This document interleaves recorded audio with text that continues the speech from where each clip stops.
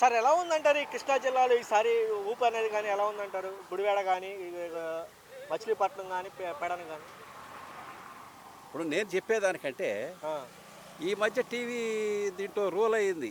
ఆ, ఎవరి పరిస్థితి ఎట్లా ఉందని, ఎవరు రెడ్ జోన్లో ఉన్నారు, ఎవరు గ్రీన్ జోన్లో ఉన్నారు, ఎవరు బ్లూ జోన్లో ఉన్నారు అనేది అర్థమైపోయింది. ఆ, అందులో పెడన అదే పరిస్థితిలో ఉంది, గుడివాడ అదే పరిస్థితిలో ఉంది. ఆ, ఎన్నికల రాము గారని ఎక్కడి నుంచి ఎన్ఆర్ఐని తీసుకొచ్చారు, హడావిడి చేశారు. ఆ, నిన్న మొన్న ఎక్కడున్నాడో ఎత్తుకుంటున్నారు.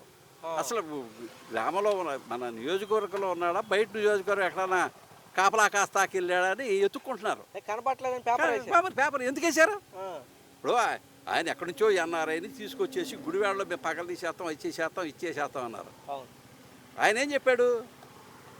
ఎవరు మన కొడాలి నాని గారు అవును, ఆయన నిలబడినప్పుడు ఫస్ట్ సారి రాజశేఖర రెడ్డి గారు గుడివాడ వచ్చినప్పుడు అవును, ఆయనకు ఒక మెమరాండం ఇస్తాకి వెళ్ళాను. అవును, ఇస్తే ఆయన నన్ను రిసీవ్ చేసుకుని పక్కన ఉన్న పినవనేని వెంకటేశ్వరరావు గారు కూడా పక్కన కూర్చోబెట్టుకుని అవును. ఆయన చెరువు కోసం అడిగాడు. మా గుడివాడ నియోజకవర్గం చెరువు లేక సమస్య ఉందండి. తాగునీటికి ఇబ్బంది పడుతుందంటే ఎక్కడంటే పలానా చోట అంటే అక్కడ తిప్పమన్నాడు అవును, కానమాయని. అవును, అప్పుడు పోలీసులు ఏమన్నారు, బాబు అటు మనకి పర్మిషన్ ఏంటయ్యా, నేను వెళ్తున్నా అవును. రెండే.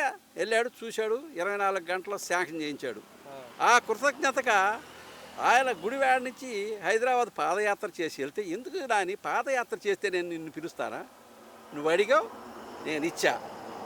తర్వాత ఈ చంద్రబాబు నాయుడును దేవినేని ఉమాగారని ఒక ఆయన ఉన్నాడు, మైలవరం ఉంటాడు ఆయన. అవును. నీటిపారుదల శాఖ మంత్రి. ఆయన ఫోన్ చేసి నువ్వు వెళ్ళబాక, ఆ, మనం గెలిచిన తర్వాత అన్నీ మేమే చేస్తామని కూడా అన్నారు. నువ్వు చేసేది ఏంట్రా, నా పని నేను చేసుకున్నాను. అయితే నేను కాపుని, వారి సోదరుడు. ఆ, ఇక్కడ కుల విచక్షణ కాదు. అవును, అందరూ సన్నాసులు కాపుల్లో ఉండరు, అందరు సన్నాసులు కమ్మూరులో ఉండరు, అందరు సన్నాసులు రెడ్డిలో ఉండరు. అవును, కొంతమంది పుట్టుక నుంచి వాళ్ళు మంచి వంశంలో పుట్టారు కాబట్టి. ఆ, దేని ఉమా ఏమన్నాడు, కొడాలని బస్సుకు లేనరు అన్నాడు. అది అన్నాడు. మా చిన్నతనంలో కొడాలి అండ్ సన్స్ అని గుడివాడ సిటీ సర్వీస్ ఉండేది ఆయనకి. అవును, తెలుసుకోవాలి. ఆ. ఈ కురకారికి ఇప్పుడు వచ్చేవాడు అందరూ జనరేషన్ మా కాపులు ఉన్నారు, జనరేషన్ ఇప్పుడు పుట్టినోళ్ళు ఇంజనీరింగ్ చదువుతున్నారు. అవును, చదువుకున్న వాడికంటే ఎవడో మెరుగన్నట్టు ఆ, ఇంగిత జ్ఞానం లేదు. ఆ, రేపు ఈ బిడ్డలు తల్లిదండ్రులు చూస్తారనే ఆశ పెట్టుకోవద్దని నాకు తెలిసిన వాళ్ళందరితో చెప్తున్నాను. మీ బిడ్డల మీద మీరు ఆశ పెట్టుకోవద్దు. ఆ, ఇప్పుడు మన చేయి దాటి వెళ్ళిపోయారు, రేపు భార్య వచ్చిందంత మీ చెప్పు చేతల్లో ఉండరు. అవును, కాబట్టి ఇప్పటి నుంచే మీరు మీ పిల్లల్ని దాటిపోయినట్టే. ఊరిలో మీరు చదివించారు, మీరు కష్టపడి కూలి పనో 4 పనో చేసుకుని, అది కాకుండా ఈ ఫీజు రివర్స్మెంట్ వచ్చింది కదా, ఫీజు రియంబర్స్మెంట్. దానివల్ల వీళ్ళంతా చదువుకున్నారు తప్ప తల్లిదండ్రులు చదివించే స్థాయి ఎవరికి ఉంది వాళ్ళ. అవును, దాన్ని తీసేస్తానంటాడు. అవును.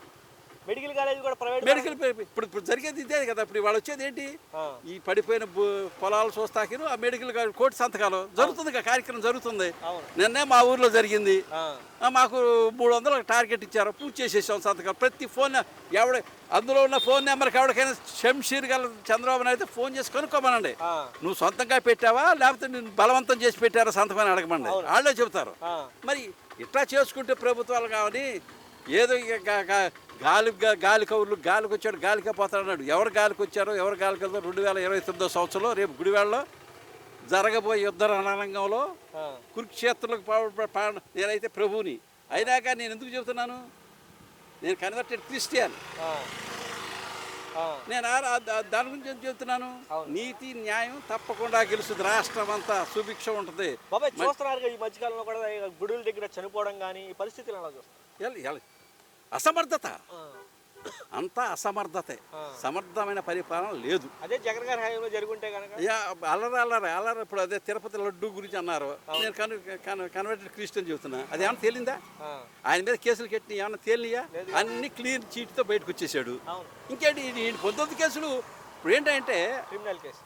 అన్ని క్రిమినల్ కేసులు. అది కాకుండా ఇప్పుడు జరుగుతుంది ఏంటంటే, ఆ, హయ్యర్ పోస్ట్లో ఉన్నవాడు జడ్జిలు కానీ, ఆ, హైకోర్టు జడ్జిలు కానీ, సుప్రీంకోర్టు జడ్జిలు కానీ అందరూ ఆ, కమ్మ కులస్తులు ఎక్కువ ఉన్నారు. బా హయ్యర్ పోస్టులు వాళ్ళు ఉంటాం, వాళ్ళని అడ్డం పెట్టుకుని ఇక్కడ రాజకీయం చేస్తూ వీటిని పోస్ట్ పోన్. లేకపోతే ఇప్పుడు జగన్ ఈ క్లీన్ చీట్ ఆడికి ఎందుకు క్లీన్ చీట్ తెచ్చుకోడు? అవును సార్.